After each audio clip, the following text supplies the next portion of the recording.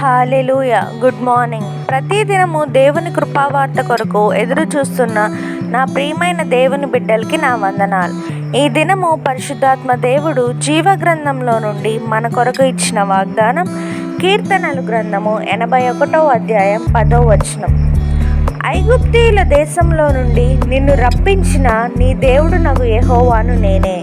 నీ నోరు బాగుగా తెరువుము, నేను దాన్ని నింపెదను. Amen. Verse of the day, Psalms chapter 81 verse 10. I am the Lord your God who brought you up out of the land of Egypt. Open your mouth wide and I will fill it. Amen.